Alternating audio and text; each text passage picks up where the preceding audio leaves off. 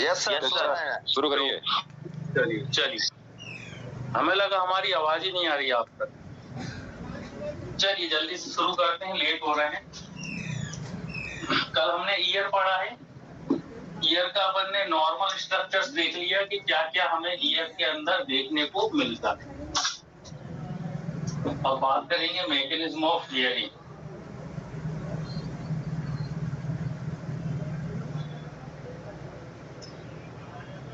चलिए, ईयर के बाद आज हम पढ़ेंगे मैकेनिज्म ऑफ हियरिंग के हियरिंग हो कैसे रही है। मैकेनिज्म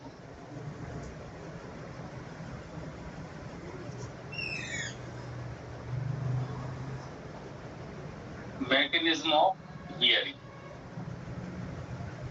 सुनाई कैसे देता है, हमें सुनाई कैसे देता है। तो मैकेनिज्म ऑफ हियरिंग की बात करेंगे। देखिए, हमने बताया था ईयर जो है वो दो तरह का काम कर रहा होता है, दो तरह के फंक्शंस को परफॉर्म करता है। एक फंक्शंस तो है उसका हियरिंग का, और दूसरा फंक्शन है बॉडी का पोस्चर मेंटेन करना या बॉडी का बैलेंस बनाना। और इसके लिए हमने इंटरनल ईयर की कल बात की थी कि इंटरनल ईयर जो होता है वो हियरिंग का और बैलेंसिंग का काम करेगा। तो इंटरनल ईयर में हमने दो स्ट्रक्चर्स पढ़े थे, उन दोनों स्ट्रक्चर्स को ही बनाएंगे, बाकी के ईयर का कोई यहाँ काम नहीं है। तो हम यहाँ पर बना रहे हैं इंटरनल ईयर कि इंटरनल ईयर में क्या क्या होता है। तो देखिए, ये तो पहले हम तीन बोन बना लेते हैं। देखिए, हमारी तीन बोन थी, एक थी कौन सी, हैमर शेप की, जिसको हम बोल रहे थे मेलस बोन। दूसरी बोन थी हमारी एनुअल शेप की, जिसको हम बोल रहे थे इनकस। और तीसरी थी हमारी स्टेपिस। मेलस, इनकस और स्टेपिस, ये हमारी तीन बोन है। और इन तीनों बोन से एक इस तरह से कॉक्लिया जुड़ा हुआ था। तो पहले हम कॉक्लिया की बात करेंगे, है ना। इस तरह से एक स्ट्रक्चर था, राउंड राउंड राउंड सा स्ट्रक्चर था। इस राउंड राउंड वाले स्ट्रक्चर्स को हम क्या बोल रहे थे, कॉक्लिया।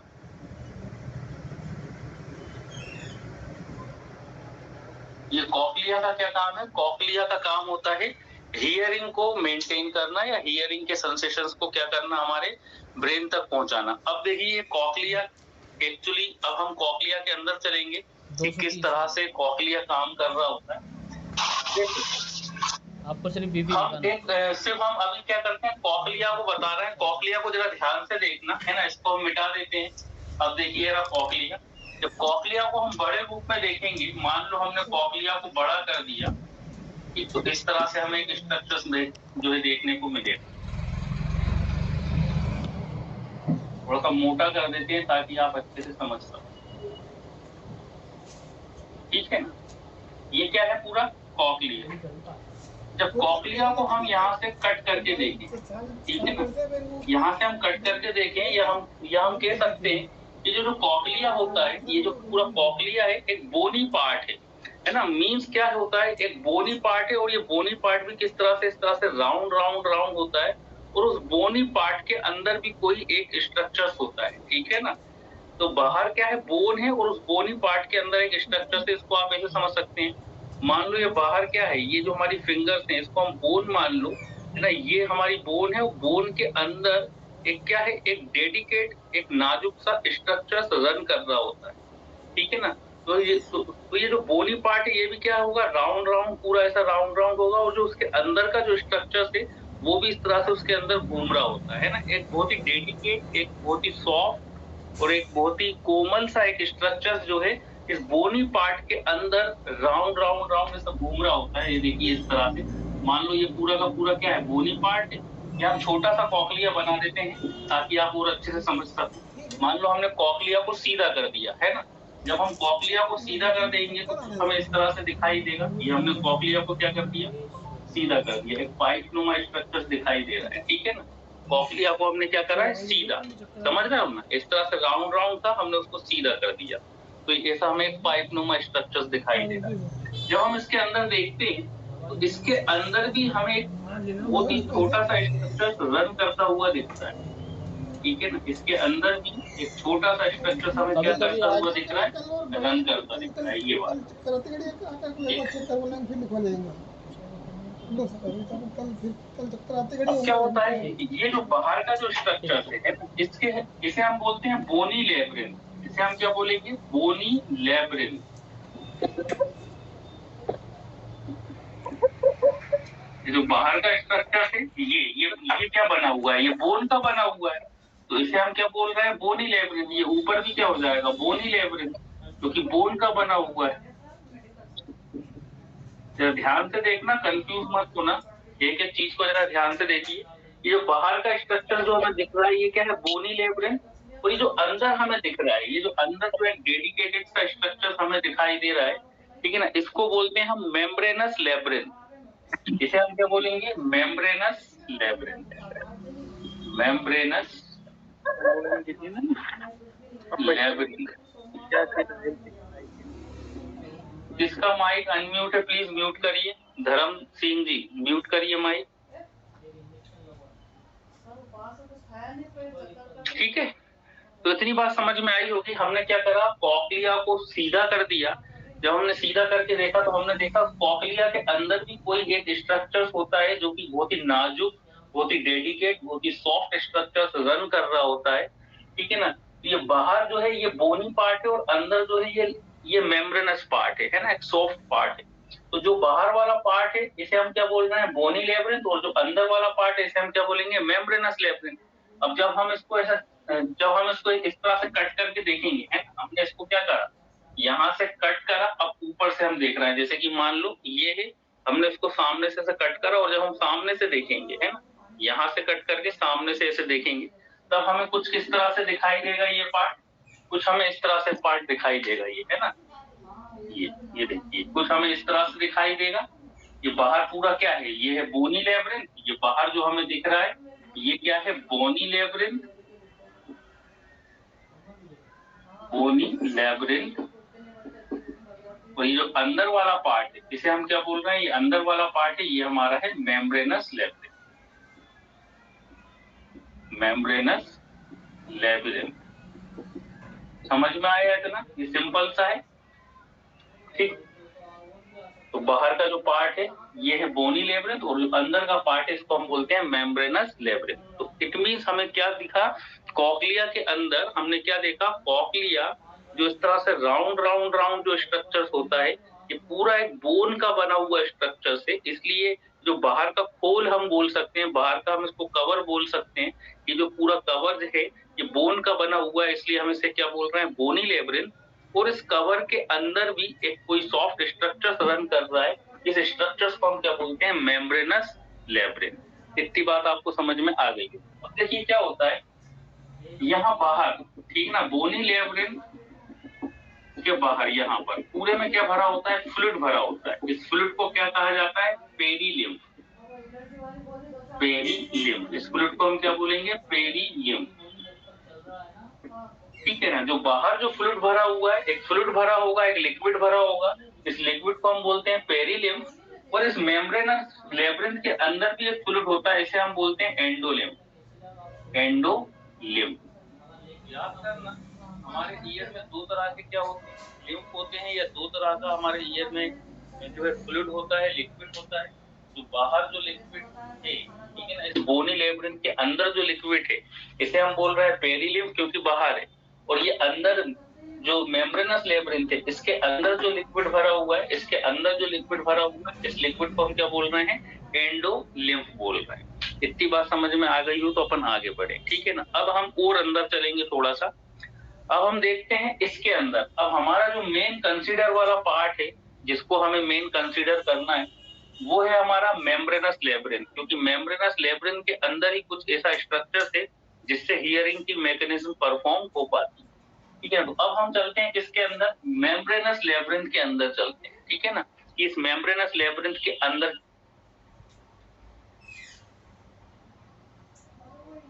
करके देखेंगे तब हमें क्या दिखाई देगा, कुछ इस तरह से स्ट्रक्चर दिखाई देता है। देखिए हमने क्या करा, ये था हमारा मेम्ब्रेनस लेब्रिन और ये था हमारा बोनी लेब्रिन। ये है बोनी लेब्रिन और ये है मेम्ब्रेनस लेब्रिन। इस मेम्ब्रेनस लेब्रिन को हमने क्या कर दिया, बड़ा कर दिया। इस मेम्ब्रेनस लेब्रिन को जब हम बड़ा करके देखेंगे तब हमें क्या दिखाई देगा, कुछ इस तरह से दिखाई देगा, ठीक है ना। इसमें हमें 3 कंपार्टमेंट दिखाई देते हैं, पहला कंपार्टमेंट, सेकंड कंपार्टमेंट और थर्ड कंपार्टमेंट। ये 3 कंपार्टमेंट हमें किसमें दिखाई देना है, मेम्ब्रेनस लेब्रिंथ के अंदर दिखाई देंगे, ठीक है ना। ये जो ऊपर वाला कंपार्टमेंट है, इस ऊपर वाले कंपार्टमेंट का नाम है स्केला वेस्टिब्यूलाई, स्केला वेस्टिब्यूलाई। ऊपर वाले कंपार्टमेंट को हम क्या बोलते हैं, स्केला वेस्टिब्यूलाई। इस ऊपर वाले कंपार्टमेंट को हम क्या बोल रहे हैं, स्केला वेस्टिब्यूलाई, ठीक है ना। ये मिडिल में है, इस वाले कंपार्टमेंट को हम क्या बोलेंगे, मिडिल में है, ठीक है ना, सेंटर में है, तो इसे हम क्या बोलेंगे, सॉरी पहले नीचे वाला देख लेते हैं, फिर स्केला वेस्टिब्यूलाई, और ये हो जाएगा हमारा स्केला टिम्पेनी।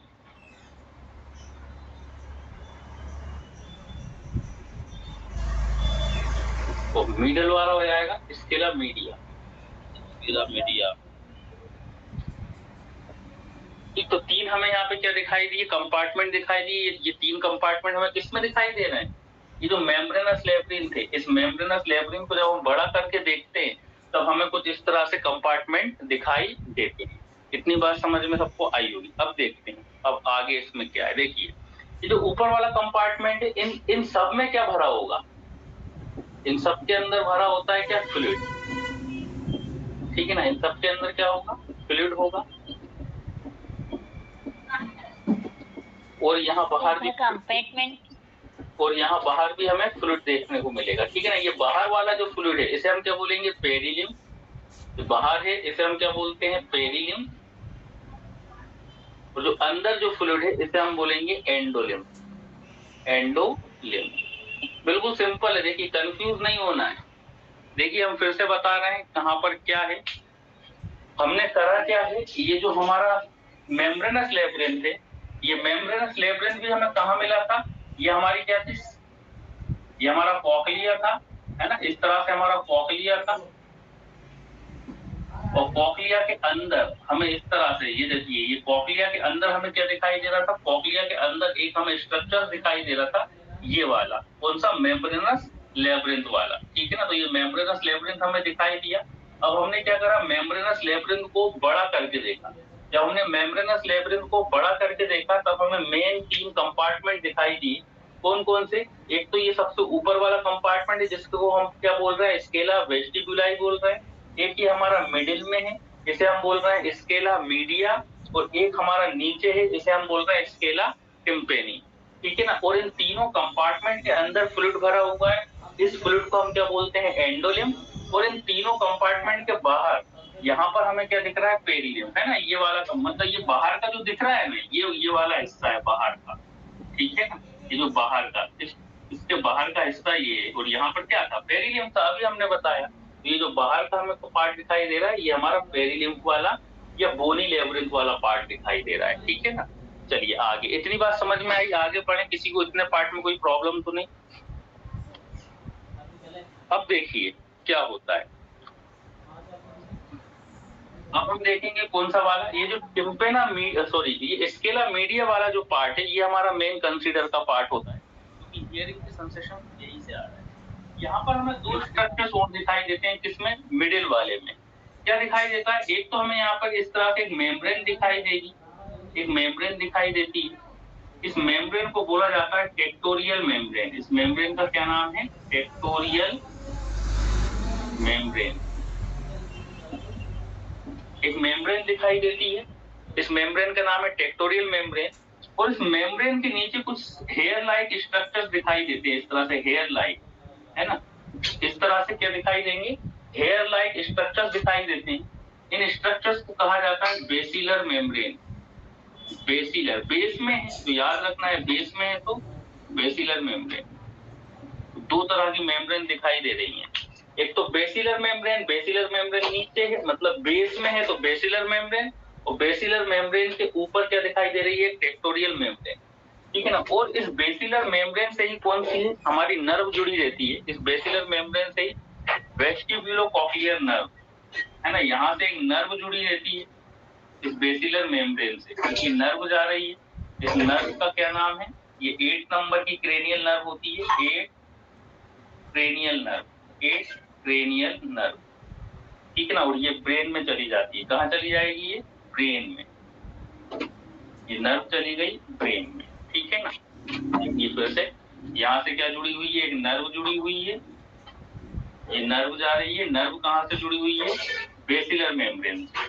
कौन सी नर्व जुड़ी हुई है? एक क्रेनियल नर्व। और ये नर्व कहाँ चली गई? हमारे ब्रेन में चली गई।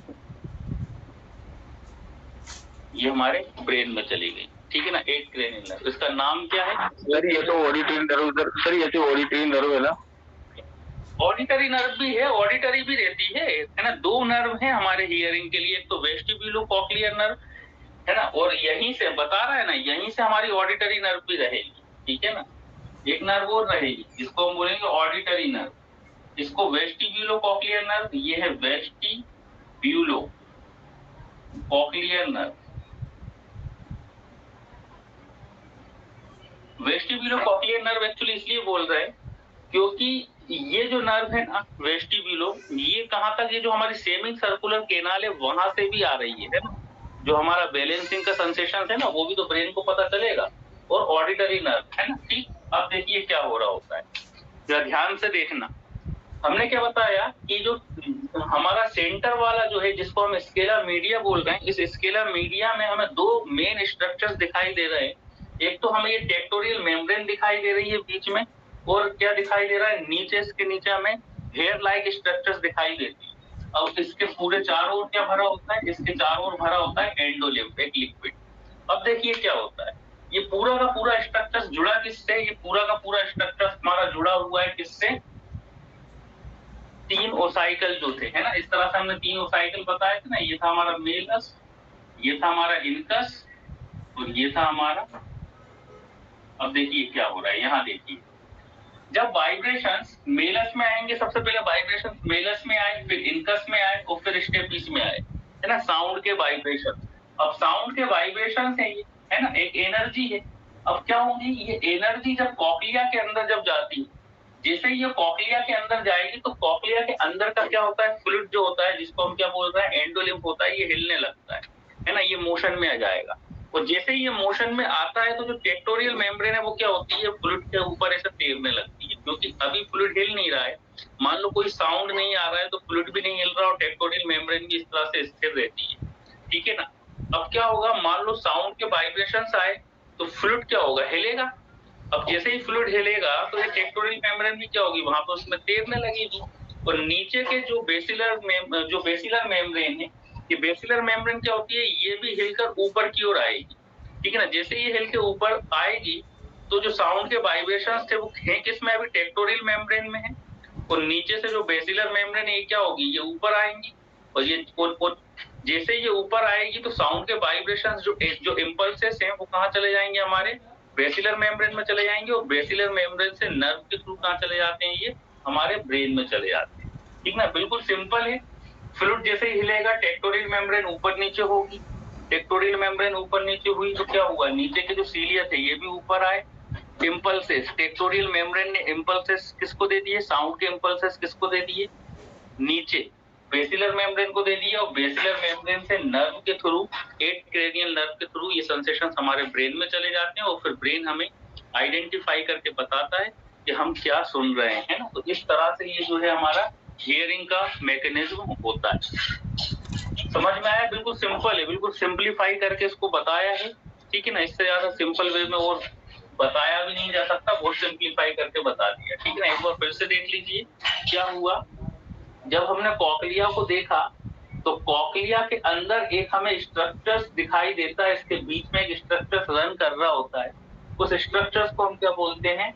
मेम्ब्रेनस लेब्रिंथ, है ना। जैसे कि जब हम इसको साइड से ऐसे कट करके देखेंगे, तब हमें कुछ इस तरह से दिखाई देगा। बाहर पूरा हमें क्या दिखाई देगा? बोनी लेब्रिंथ दिखाई देगा, मतलब बोन से बना हुआ। और उसके अंदर हमें क्या दिखाई दे रहा है? मेम्ब्रेनस लेब्रिंथ दिखाई दे रहा है। जब इस मेम्ब्रेनस लेब्रिंथ को हम बड़ा करके देखते हैं, तो कुछ हमें इस तरह से दिखाई देता है। इस तरह से मतलब इसमें क्या दिखाई दे रहा है? तीन मेन कंपार्टमेंट दिखाई दे रहे हैं, है ना। बाहर पूरा क्या भरा हुआ है? बाहर पूरा भरा हुआ है हमारा पेरिलिम्फ, और अंदर इन तीनों कंपार्टमेंट में क्या भरा हुआ है? एंडोलिम्फ। जब हम ये बीच वाला कंपार्टमेंट जिसको हम स्केला मीडिया भी बोलते हैं, इस स्केला मीडिया को जब हम देखते हैं तो हमें दो मेन स्ट्रक्चर्स दिखाई देते हैं जो कि हियरिंग का काम करते हैं। एक तो टेक्टोरियल मेम्ब्रेन दिखाई देती है और उसके नीचे हमें क्या दिखाई देता है, बेसिलर मेम्ब्रेन दिखाई देती है।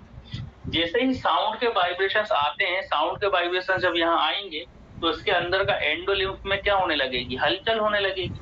जैसे ही एंडोलिम्फ के अंदर हलचल होगी तो ये टेक्टोरियल मेम्ब्रेन क्या होगी, इस तरह से फ्लोट करेगी, ऊपर नीचे होगी, है ना। अब क्या होगा कि जो साउंड के वाइब्रेशन है वो टेक्टोरियल मेम्ब्रेन के अंदर है। वो टेक्टोरियल मेम्ब्रेन क्या करेगी, जब ये ऊपर नीचे इस तरह से अप डाउन होगी तो ये जो बेसिलर मेम्ब्रेन इससे टच होगी ऊपर आके, है ना। तो ये बेसिलर मेम्ब्रेन को क्या कर देती है, इम्पल्सेस ट्रांसफर कर देती है। कौन, टेक्टोरियल मेम्ब्रेन।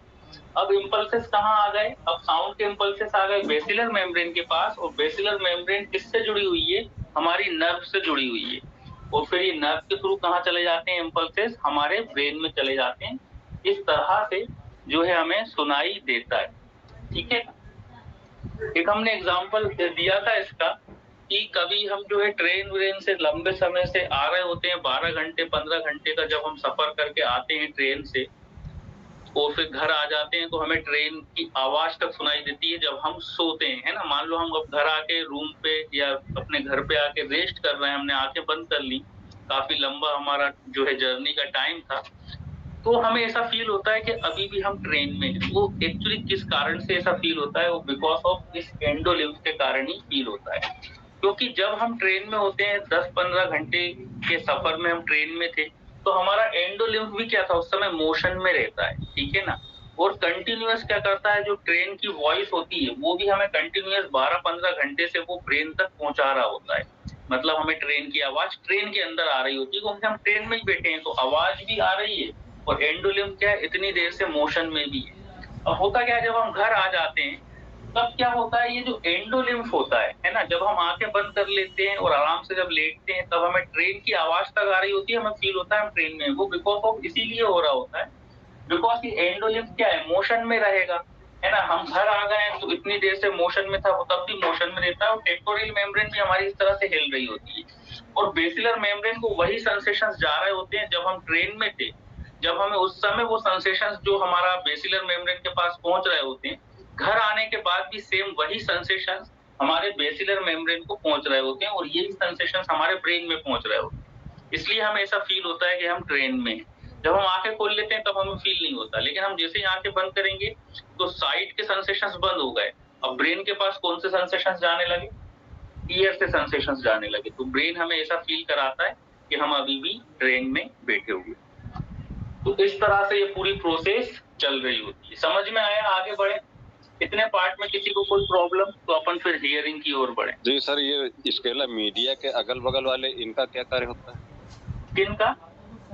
स्केला मीडिया के साथ में आपने ऊपर नीचे दो जो बनाए हैं, ये जो अपना है जी, स्केला जी, जी, वेस्टिबुलाई और स्केला, जी सर, जी सर। एक्चुअली देखिए, हाँ ये भी एक अच्छा क्वेश्चन है, तो देख लीजिए एक्चुअली इसका काम का इसको मिटा दें। देखिए एक्चुअली होता क्या है, जब हम इसको देखेंगे तो सेंसेशंस जो होते हैं, है ना, जो सेंसेशंस होते हैं ना, वो पहले यहाँ जाएंगे, ठीक है ना, यहाँ जाके फिर यहाँ आ जाते हैं वो सेंसेशन। पहले वो कहाँ जाते हैं, इसमें ऊपर वाले में स्केला वेस्टिबुलाई, फिर वो कहाँ आ जाते हैं, फिर टेक्टोरियल मेम्ब्रेन में जाते हैं, और टेक्टोरियल मेम्ब्रेन से वो आगे बढ़ेंगे, फिर कहाँ चले जाते हैं, वो नीचे वाले में चले जाते हैं। समझ में आया ऐसा क्यों हो रहा है, इसको भी थोड़ा सा हम समझा देते हैं कि एक्चुअली ऐसा हो क्यों रहा है। देखिए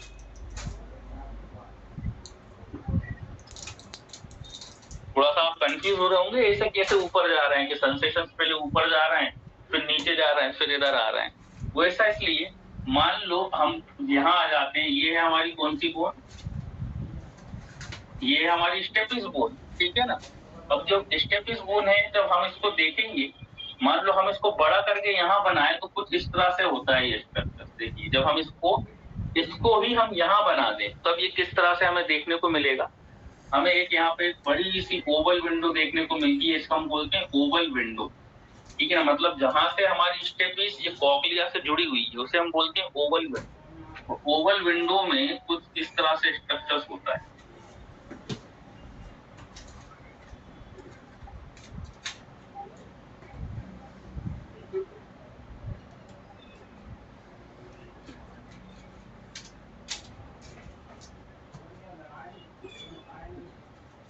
यहाँ पे हमारी रहती है, मान लो ये हमारी टेक्टोरियल मेम्ब्रेन है और नीचे क्या है ये बेसिलर सेल है। कुछ इस तरह से होता है कोक्लिया का स्ट्रक्चर। मींस जो सेंसेशंस आ रहे हैं, स्टेपिस से सेंसेशंस आ रहा है, वो कहाँ जा रहा है, वो यहाँ जा रहा है, ठीक है ना, ए से ट्रेवल कर रहा है, फिर कहाँ जाते हैं, वो यहाँ आ जाते हैं, ठीक है ना, बीच वाले में। वो बीच वाले से कहाँ चले जाते हैं, यहाँ से ये खुला रहता है, और बीच वाले से फिर वो यहाँ चले जाते हैं। समझ में आ रहा है? बिल्कुल सिंपल है। देखिए ये है हमारी पूरी टेक्टोरियल मेम्ब्रेन, सॉरी ये है हमारा पूरा कौन सा वाला पार्ट, ये वाला पार्ट हमने यहाँ पर बना दिया, ठीक है ना। अब जो सेंसेशंस जा रहा है वो कहाँ जा रहे हैं, पहले ऊपर वाले पार्ट में जा रहे हैं, तो ऊपर वाला पार्ट एक्चुअली वो जुड़ा किससे, वो जुड़ा है मिडिल वाले से।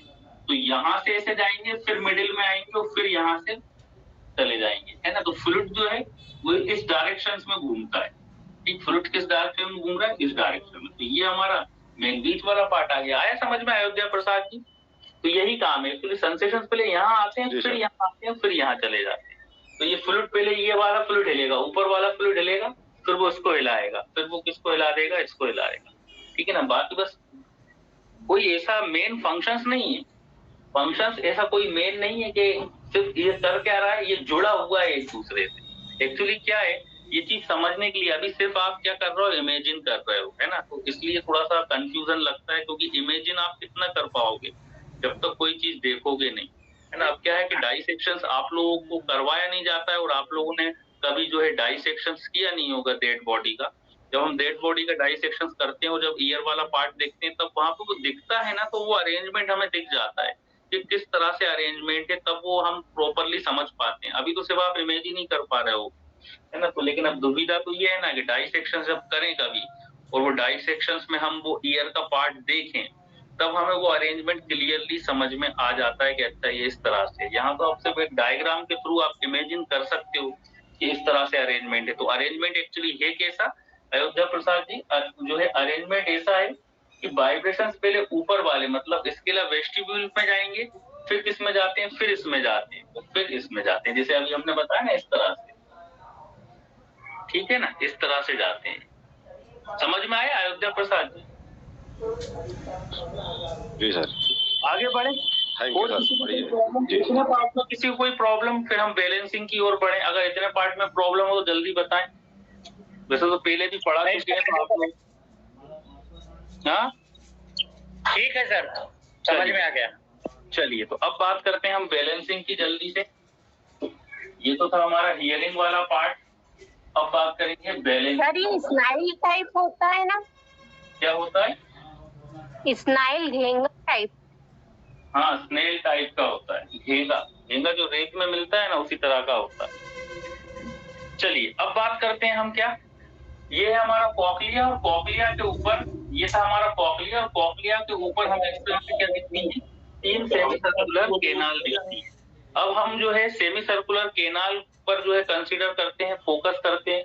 जब हम सेमी सर्कुलर केनाल को जब हम बड़े रूप में बनाएंगे, बड़ा करके बनाएंगे, तो हमें किस तरह से दिखाई देगी देख लीजिए।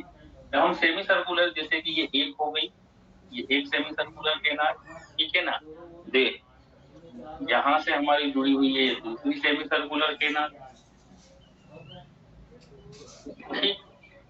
फिर एक और तीसरी जोड़ देते हैं, ये हमारी जुड़ गई।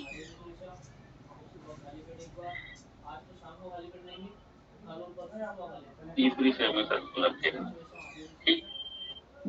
पहली ये है, दूसरी ये है, और तीसरी सेमी सर्कुलर केनाल ये। हमने बताया था 3 सेमी सर्कुलर केनाल होती है, ठीक है ना। तो इस तरह से 3 सेमी सर्कुलर केनाल होती हैं। सेमी सर्कुलर केनाल का जो नीचे वाला पोर्शन होता है, देखिए ये 3, एक सेमी सर्कुलर केनाल ये दिख रही है, देखिए ध्यान से देखना। पहली सेमी सर्कुलर केनाल हमें ये दिख रही है, दूसरी सेमी सर्कुलर केनाल ये है, और तीसरी ये पीछे की ओर है ना। इसलिए बनाया क्योंकि इसका जो है सिचुएशन पीछे देखने को मिलता है। अब जब हम इसको देखते हैं तो इसका नीचे वाला जो पोर्शन है ना, ये जो नीचे वाला पोर्शन है थोड़ा सा ब्रॉड पोर्शन रहता है। इस पोर्शन को हम क्या बोलते हैं, नीचे वाले पोर्शन को बोला जाता है एम्पुला। ये जो नीचे वाला पोर्शन है इसे हम बोलते हैं ampulla, ampulla of semi circular canal, नीचे वाला। मतलब एम्पुला से ये तीनों केनाल क्या है, जुड़ी हुई है ना। मतलब जो उसका बेस है, उस बेस को हम क्या बोल रहे हैं, एम्प्यूला बोल रहे हैं, ठीक है ना। देन अब क्या होता है, इस सेमी सर्कुलर केनाल के अंदर भी क्या भरा होता है, इस सेमी सर्कुलर केनाल के अंदर भी फ्लूइड भरा होता है। इन तीनों सेमी सर्कुलर केनाल में क्या भरा होगा, फ्लूइड भरा होगा। इस फ्लूइड को कहा जाता है एंडोलिम्फ। अंदर भरा हुआ है तो हम क्या बोलेंगे, एंडोलिम्फ। मतलब एंडोलिम्फ हमें सेमी सर्कुलर केनाल में भी देखने को मिलता है। जैसे वहां पर हमें देखने को मिल रहा था कॉक्लिया के अंदर, ऐसा ही एंडोलिम्फ हमें किसके अंदर देखने को मिलेगा, सेमी सर्कुलर केनाल में देखने को मिलेगा। अब देखिए क्या होता है, पहले तो हम सेमी सर्कुलर केनाल की आप लोगों को पोजीशन पता होना चाहिए कि पोजीशन कैसी होती है, एंटीरियर, पोस्टीरियर एंड लेटरल।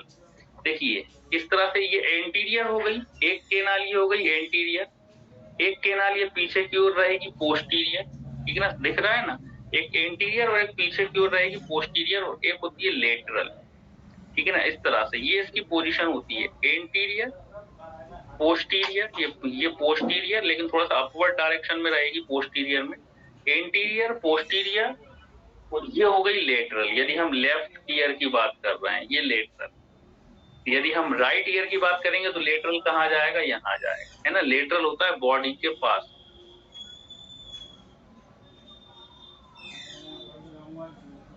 तो ये हो जाएगा हमारा राइट ईयर का, है ना, क्योंकि लेटरल क्या है, बॉडी से दूर। यदि हम राइट ईयर की बात करें तो ये हमारा एंटीरियर हो गया, ये पोस्टीरियर हो गया, और ये हो गया हमारा लेटरल, ठीक है ना। और यदि हम लेफ्ट ईयर की बात करेंगे तो लेटरल कहाँ जाएगा, इस साइड आ जाएगा। लेटरल का मतलब होता है बॉडी से बियॉन्ड, और मीडियल का मतलब होता है बॉडी के पास, ठीक है ना। ये बात अपन ने पहले शुरुआत में करी थी। तो इसकी पोजीशन होती है इस तरह से। अब देखिए क्या होता है, मान लो हम अपने हेड को इस तरह से करें, या मान लो हम अपनी बॉडी को इस तरह से करें, तो ये सेमी सर्कुलर केनाल क्या होती है ना। जब हम मान लो अभी इसकी पोजीशन ऐसी थी, अब हम हेड को यूं करेंगे तो उसकी पोजीशन चेंज हो रही ना सेमी सर्कुलर केनाल की, समझ रहे हो। बिल्कुल देखिए, ध्यान से देखिएगा, बिल्कुल कंफ्यूज नहीं होना। इस तरह से देखो, हम दो से बताते हैं।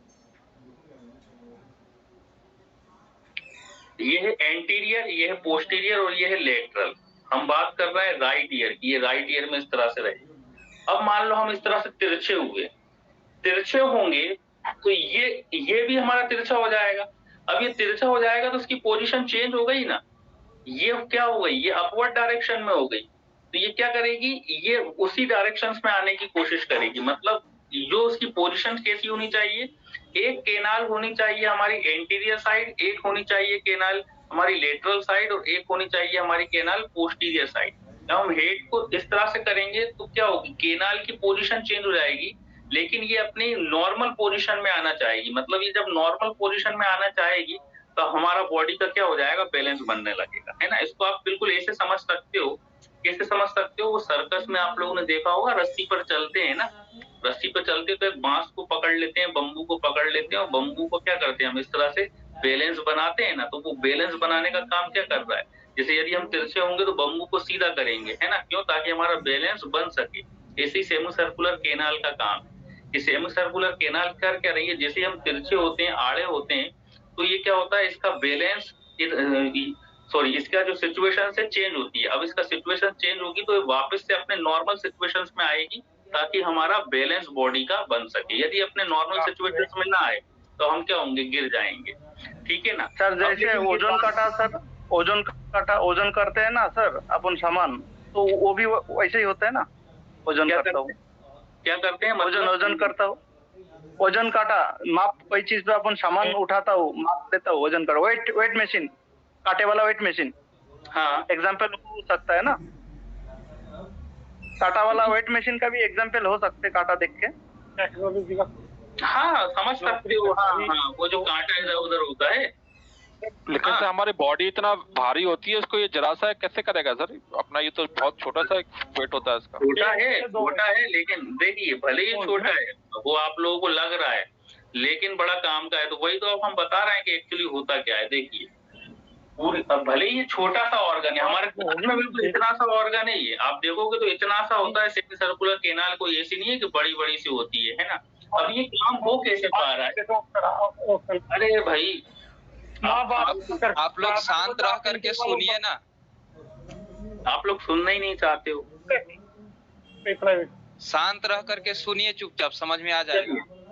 समझ में आएगा, सब समझ में आएगा, आप लोग जरा सुनिए। अब देखिए क्या है, ये काम भी कैसे हो पा रहा है ना। ये मैसेज एक्चुअली देखिए, मैसेज हमारे ब्रेन में पहुंचता है, ठीक है ना। अब ये काम कैसे हो पा रहा है देखिए, जब हम इसको देखते हैं, सेमी सर्कुलर केनाल को देखते हैं, आप लोग प्लीज शांत रहिए, जितेंद्र कुमार जी शांत रहिए।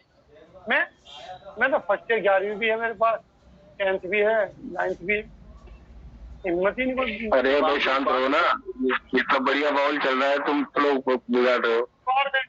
बहुत नहीं हो गए, चारों तरफ से राउंड बंद है, हिम्मत ही नहीं। एक बार वो नहीं होगी दीवार। अरे भैया 5-10 मिनट की क्लास बच्चे चलने दो यार, क्यों डिस्टर्ब कर रहे हो? अच्छी खासी क्लास की वाट लगा रखी है यार। रुको हम बाहर ही कर देते हैं जितेंद्र कुमार जी, क्लास चलने दीजिए बड़े भाई, क्लास चलने दीजिए।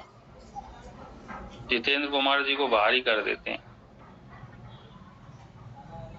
चलिए बाकी लोग शांत हो जाइए, उनको बाहर ही कर दिया।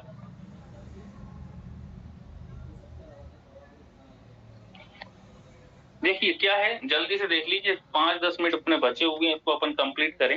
एक्चुअली जब हम इसको देखते हैं अंदर से, जब हम देखेंगे किसको, जब हम इस सेमी सर्कुलर केनाल को देखते हैं, तो सेमी सर्कुलर केनाल के पास भी कुछ हमें स्ट्रक्चर्स देखने को मिलते हैं। कुछ इस तरह से स्ट्रक्चर्स हमें देखने को मिलते हैं, मतलब सेल्स दिखाई देती है, ठीक है ना, इस तरह से कई सारा इस तरह से हमें स्ट्रक्चर्स दिखाई देंगे, मतलब एक हेयर लाइक स्ट्रक्चर्स दिखाई देते हैं, ठीक।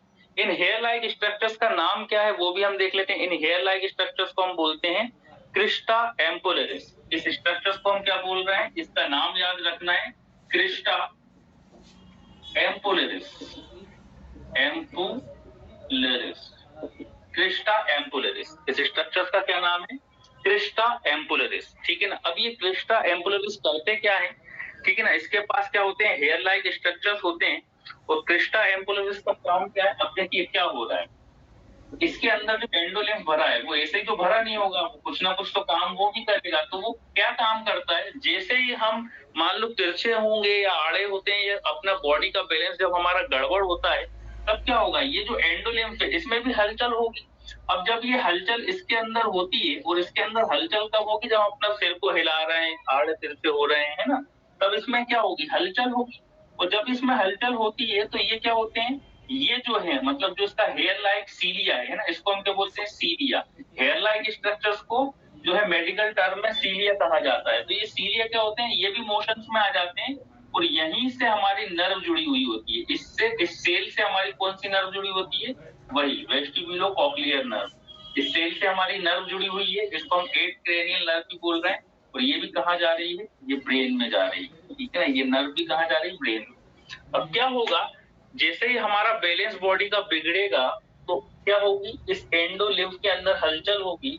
और जब एंडोलिम्फ के अंदर हलचल होगी, तो क्रिस्टा एम्पुलरिस के पास जो सीलिया है वो भी हलचल में आ जाएगी। जब वो हलचल में आ जाएगी, तो ये इम्पल्सेस कहाँ पहुंच जाते हैं, हमारे ब्रेन के पास पहुंच जाते हैं। अब ब्रेन को पता चल जाता है, ब्रेन को क्या पता चल जाएगा कि बॉडी का बैलेंस बिगड़ रहा है, ठीक है ना। तो अभी जो क्वेश्चन आया था किसी का कि वो इतना सा स्ट्रक्चर्स कैसे, मतलब जो सेमी सर्कुलर केनाल है वो तो बिल्कुल छोटा सा स्ट्रक्चर है, वो इतनी बड़ी बॉडी का जो है बैलेंस कैसे बना पा रहा है। तो अब आपको समझ में आ रहा होगा कैसे बना पा रहा है।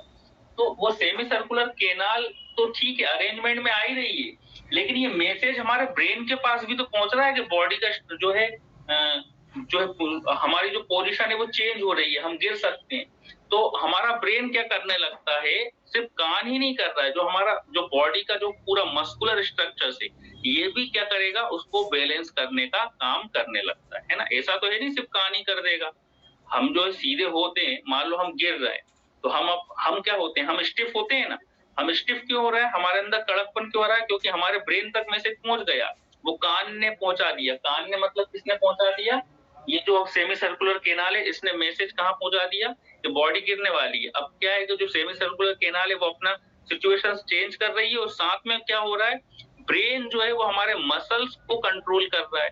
वो हमारे बॉडी की जो मसल्स है, स्केलेटल जो मसल्स होती है ना, उनको क्या कर रहा है, उनको कंट्रोल कर रहा है कि बॉडी गिरने वाली है तो हम स्टिफ, हमारे बॉडी में क्या जाएगी, जब भी हम गिर रहे होते हैं तो हम स्टिफ हो जाते हैं ना, मतलब मतलब एक जो रिजिडिटी आ जाती है ना हमारी मसल्स में, तो वो ब्रेन ने क्या करा, वो रिजिडिटी लेकर आया ताकि हम गिरे ना, ठीक है ना, हम फॉल होने से बच जाएं। आया समझने? जिसने क्वेश्चंस पूछा था समझ में आया कि वो सिर्फ इतना सा सेमी सर्कुलर केनाल तो ठीक है, वो तो कर ही रहा है, लेकिन मसल्स भी काम कर रही हैं। मसल्स कैसे कर रही हैं?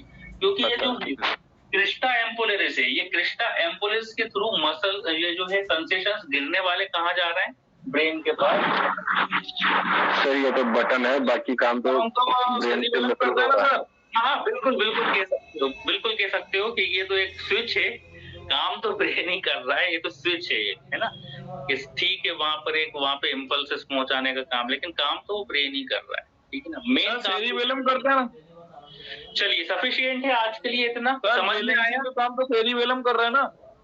क्या सेरिबेलम कर रहा है ना सर? सेरिबेलम तो करता है, नहीं सेरिबेलम तो जो है वो तो मेन बैलेंसिंग का काम कर ही रहा है, ईयर भी कर रहा है, ठीक है ना। ईयर मतलब इस तरह से कर रहा है जैसे हमने अभी यहाँ पर देखा है ना। सेरिबेलम तो कर ही रहा है, बिल्कुल, वो तो अपन ने सेरिबेलम में पढ़ा ही था कि सेरिबेलम जो है बॉडी का बैलेंस बनाने का काम करता है। ये मतलब देखिए, इसको आप ऐसे समझ सकते हो, सुनिए हम बताते हैं। आप थोड़ा सा कंफ्यूजन आप लोगों को हो रहा होगा कि सेरिबेलम जो है वो कर रहा है बैलेंसिंग का काम, या फिर जो ईयर है वो कर रहा है बैलेंसिंग का मेन काम। देखिए हम एक बात बताते हैं, यदि आप अपने इस तरह से सर को हिला रहे हो ना, ये मान लो हम इस तरह से सर भी हिलाएं, ठीक है ना, ऊपर नीचे कर रहे हैं, तो इससे भी हमारी बॉडी जो है ना वो क्या हो जाएगी, अनबैलेंस हो जाएगी और हम गिर जाएंगे। लेकिन हम नहीं गिर पा रहे हैं, तो ये छोटे मोटे जो होते हैं, मतलब इस तरह से यदि हम अपने बॉडी को हिलाएंगे, हम अपना गर्दन को हिला रहे हैं, आगे पीछे कर रहे हैं, इससे भी हमारी बॉडी गिर सकती है।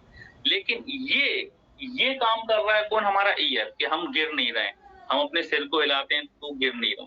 लेकिन हम जो चल रहे हैं, ठीक है ना, हम दो पैरों पे आसानी से चल लेते हैं, दौड़ लेते हैं, डांस कर लेते हैं, दो पैरों पे चलना कोई इतना आसान बात नहीं है। तो ये काम कर रहा है कौन? हमारा सेरिबेलम। ठीक, अब आप समझ पा रहे होगे, मतलब जो गर्दन को हिला के हम नहीं जो है गिरते हैं, यदि हम अपनी गर्दन भी, अगर मान लो ये नहीं होता, सेमी सर्कुलर केनाल नहीं होती, यदि हम अपनी गर्दन भी यूं करते ना तो हम गिर जाते। तो ये काम कर रहा है, ये वाला जो बैलेंस है, ये काम कौन कर रहा है? हमारा ईयर। लेकिन चल रहे हैं, दौड़ रहे हैं, ठीक है ना, पहाड़ पर चल रहे हैं, उतर रहे हैं बहुत तेजी से, ये काम कर रहा है सेरिबेलम। तो ईयर भी करता है। सर एक प्रश्न और था सर, ये सर सेरिबेलम भी करता है। चलिए तो सर ये प्रश्न था सर, थोड़ा छोटा सा प्रश्न है सर, ये हेलिक्स और पिन्ना जो है ये भी बैलेंसिंग का काम करता है क्या? हाँ, कौन? ये हेलिक्स और पिन्ना जो है आउटर पार्ट हमारा ईयर का, ये भी बैलेंसिंग का काम करता है क्या? नहीं, ये नहीं, ये नहीं करेगा। ये तो हमने बताया ना, ये दो तरह के फंक्शंस करता है। साउंड वेव को कलेक्ट करता है और दूसरा हमें साउंड का डायरेक्शंस बताने में हेल्प करता है, साउंड आ कहां से रहा है। अगर ये नहीं होता ना, मान लो ये नहीं होता, तो हमें डायरेक्शन पता नहीं चलता है। यदि हम आंखें बंद कर लेते तो कहीं से कोई पीछे से बोल रहा है तो हमें समझ में नहीं आता कि आवाज एक्चुअली आई कहाँ से। पीछे से किसी ने आवाज लगाई, आगे से लगाई, सामने से लगाई, कहाँ से वो एक्चुअली कोई डॉक्टर सर हैं जो उनसे मैं मिला था, उन्होंने कहा कि हमारे कान काट दिए जाए ऊपर से तो कि आदमी गिर जाएगा, बैलेंस नहीं कर पाएगा, ऐसे बोला उन्होंने। नहीं, हमने तो नहीं पढ़ा ऐसा, पता नहीं उन्होंने कहीं पढ़ा हो तो, ठीक है ना, हमने ऐसा कहीं पढ़ा नहीं, वरना हमने ऐसा सुना है। तो आपने अगर सुना हो तो थोड़ा सा पता कर लेना है ना, ठीक है। हो सकता है उन्होंने कहीं पढ़ा हो, हमने कहीं ऐसा पढ़ा नहीं है एक्चुअली, है ना। तो जो चीज हमको पढ़ी सर वो भी जाने वाले डॉक्टर और एएमडी है सर, वो एएमडी है, उन्होंने बोला था। नहीं, तो हमने नहीं पढ़ा ना इस तरह से, जो चीज हमने पढ़ी नहीं, अब उन्होंने ऐसा बताया है, क्योंकि हमने तो कहीं ऐसा पढ़ा नहीं है। हो सकता है उन्होंने कुछ और ज्यादा पढ़ा हो कहीं कुछ इस बारे में, तो उन्होंने बताया हो। तो जो चीज हमने नहीं पढ़ी वो हम आपको कैसे बता दें, है ना। Thank you sir. Semi circular canal में अगर प्रॉब्लम आए सर, और अगर ऐसा है जैसे कि आप कह रहे हैं, तो ठीक है, हम भी थोड़ा सा पढ़ने की कोशिश करेंगे किसी बुक में, है ना, कहीं तो मिलेगा। अगर एक्सटर्नल ईयर, मतलब आप जो पिन्ना की बात कर रहे हैं, यदि एक्सटर्नल ईयर को हम हटा दें तो बॉडी बैलेंसिंग ना हो पाए, तो ऐसा हम पढ़ेंगे, मिल जाएगा, बिल्कुल ये तो बताएंगे। जी sir, thank you sir, thank you.